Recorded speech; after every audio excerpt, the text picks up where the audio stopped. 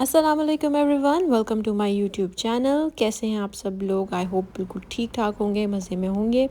आज मैं आपके साथ शेयर कर रही हूँ छुट्टी के दिन की रूटीन। आज मौसम भी बहुत अच्छा था, बादल आए हुए थे, कभी बादल आ रहे थे, कभी सूरज निकल रहा था, तो बड़ा अच्छा मौसम बना हुआ था बाहर। और छुट्टी थी तो मैंने सोचा कि अच्छा सा नाश्ता करती हूँ।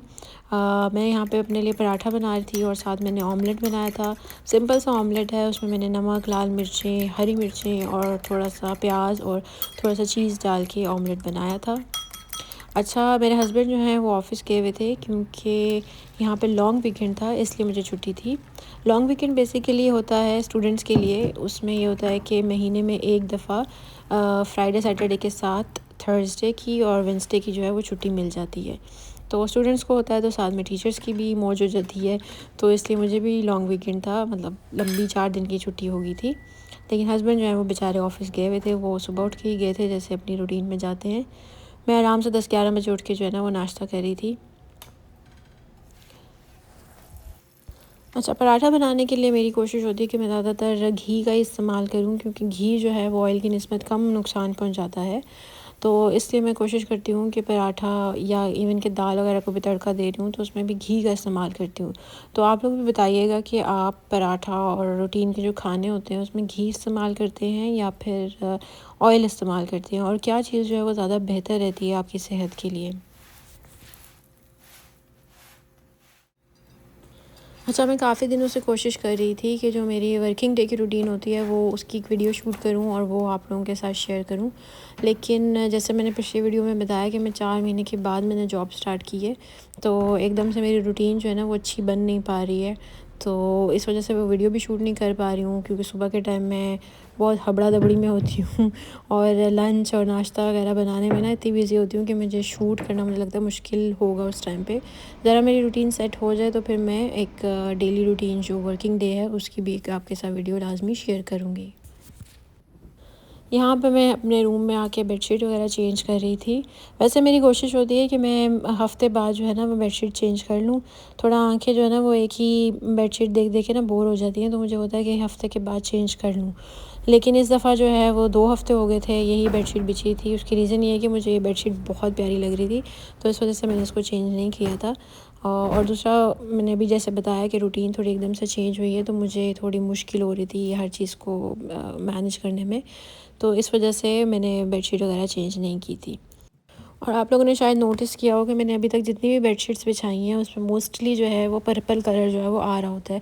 उसकी रीज़न ये है कि मेरा पर्पल बेड है और ग्रे और पर्पल कलर का फर्नीचर है, तो इस वजह से मैं हमेशा अम्मी को और सास को ये कहती हूँ कि वो इन्हीं कलर्स में, इन्हीं शेड्स में जो है वो बेडशीट भिजवाएँ। और ये वाली जो बेडशीट है ये भी मुझे अम्मी ने भिजवाई थी।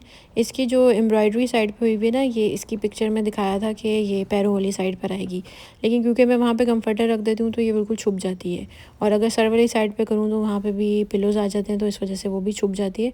इस वजह से मैंने इसको साइड पे कर दिया ताकि ये डिज़ाइन एटलीस्ट नज़र आता रहे। अच्छा, यहाँ पे मैं दिखा रही थी कि पिलोज़ जो हैं वो प्रेस नहीं हुए हुए तो बहुत बुरे लग रहे थे। तो यहाँ पे मैं प्रेस करके लेकर आई हूँ तो उनके ऊपर एक शाइन भी आ गई और सिलवटें सारी जो हैं वो ख़त्म हो गई हैं। वैसे तो बेडशीट के ऊपर भी आपने देखा था स्टार्ट में कि कितनी सिलवटें पड़ी हुई थी, क्योंकि ऑब्वियसली वॉश की हुई होती है तो उसके बाद तय करके रखो तो आ ही जाती हैं सिलवटें। लेकिन उसको मैंने क्योंकि इतना टाइट करके बिछाया है तो आप देख सकते हो कि कोई भी सिलवट वगैरह अब नज़र नहीं आ रही है, मतलब बहुत कम नज़र आ रही है। लेकिन पिलो जो हैं, पिलो कवर्स, उनके ऊपर नज़र आनी थी, इस वजह से मैंने उसको इस्त्री करके जो है वो बिछा लिया है। अच्छा, पहले ना मेरी आदत थी कि मैं बेडशीट जो है ना उसको भी पूरा प्रेस करके फिर बिछाया करती थी। लेकिन अब मैंने देखा है कि अगर आप बेडशीट को अच्छे तरीके से टाइट करके बिछा दो तो वो प्रेस करने की फिर ज़रूरत नहीं रहती है। तो अब मैं बेडशीट को प्रेस नहीं करती हूँ, और वैसे भी मुझे लगता है कि बिजली भी बहुत ज़्यादा ज़ाया हो जाती है उसमें। तो इस तरह से बिछा लो तो भी ठीक रहती है टाइट करके, तो फिर नहीं इतना फ़ील होता। लेकिन हाँ, मैं पिलो कवर्स को ज़रूर प्रेस करती हूँ। और सिर्फ देखें, मैंने बेडशीट चेंज की है तो कमरा कितना फ़्रेश सा हो गया है और इतना अच्छा लग रहा था। और ये वाली बेडशीट भी मुझे बहुत पसंद है क्योंकि बिल्कुल सिंपल सी है, सिंपल एक तरफ एम्ब्रॉयडरी हुई हुई है, तो मुझे बहुत अच्छी लगती है ये। यहाँ पे मैंने लगे हाथ जो बेडशीट उतरी थी मैंने उसको धोने के लिए डाल दिया ताकि वो धुल जाएगी, उसको साथ ही मैं सूखेगी तो साथ ही रख दूँगी, अदरवाइज़ फिर लॉन्ड्री बैग जो है ना वो बहुत ज़्यादा भर जाता है। अच्छा, नेक्स्ट डे जो है वो फ्राइडे है, तो मेरी यही कोशिश होती है कि मैं जुम्मे के लिए के जो कपड़े हैं अपने भी और हस्बैंड के भी, वो मैं थर्सडे को ही इस्त्री करके रख देती हूँ। अच्छा, ये जो मेरा सेंटर टेबल है ना, इसके साथ 2 एक्स्ट्रा स्टूल्स हैं और स्टूल्स के अंदर ना बहुत अच्छे से स्टोरेज बॉक्स बना हुआ है। तो जितने भी टेबल रनर्स वगैरह ना वो मैंने इसके अंदर रखे हुए हैं। तो मैं सोच रही थी कि मैंने डाइनिंग टेबल के ऊपर ना काफ़ी अरसे से वो टेबल रनर वगैरह कुछ बिछाया नहीं है, तो वो मैं चेंज कर देती हूँ। तो यहाँ पे मैंने गोल्डन कलर का टेबल रनर जो है वो निकाला था और अभी मुझे उसके लिए ना टेबल प्लेसमेंट्स वगैरह लेनी है, क्योंकि मेरे पास आपने देखा है कि जो 4 वाली हैं वही हैं, तो वही मैंने रखी हुई अभी उसके ऊपर। हालांकि वो 6 सीटर डाइनिंग टेबल है, तो मुझे है कि मैं 6 पीसीस वाला जो टेबल प्लेसमेंट्स हैं वो लेकर आऊँ। यहाँ पे मैं एक-एक करके सब चीज़ें उठा रही थी और इन चीज़ों से मुझे बड़ी चिढ़ चढ़ती है कि जब भी आपने डस्टिंग करनी है या फिर आपने कोई भी चीज़ चेंज करनी होती है टेबल रनर वगैरह, तो आपको हर एक डेकोरेशन पीस जो है ना वो छोटा-छोटा उठाना पड़ता है।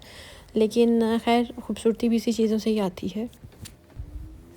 अभी इस डाइनिंग टेबल के लिए ना मुझे प्लास्टिक शीट जो है वो लेकर आनी है, जो ट्रांसपेरेंट वाली मिलती है वो, ताकि मैं इसके ऊपर वो डाल दूँ तो जो इसकी सरफेस है ना वो महफूज हो जाएगी, ख़राब नहीं होगी। क्योंकि ऑब्वियसली डाइनिंग टेबल है, इसके ऊपर खाना वगैरह रखो, गर्म ठंडी हर चीज़ रखी जाती है, तो मुझे लग रहा है कि काफ़ी इसके ऊपर ना निशान पड़ना शुरू हो गए हैं। तो अब जब भी मेरा चक्कर लगा कहीं मार्केट वगैरह का, तो मैं लाजमी इसके लिए एक प्लास्टिक शीट लेकर आऊँगी और 6 पीस वाले जो होते हैं ना टेबल प्लेसमेंट्स, वो लाजमी मैंने लेके आने हैं, ताकि ये ज़रा ज़्यादा अच्छा लगे और अच्छा खूबसूरत लगे। और ये देखें, ज़रा सा इसकी चेंजिंग कर देने से ना कितना लुक चेंज हो जाती है। और जब आप एक ही चीज़ देखते रहते हैं ना, तो बोर हो जाते हैं। तो इस तरह छोटी-छोटी चीज़ें चेंज करते रहना चाहिए, घर ज़रा ना रिफ़्रेश होता रहता है और आपको ख़ुद को भी अच्छा लग रहा होता है।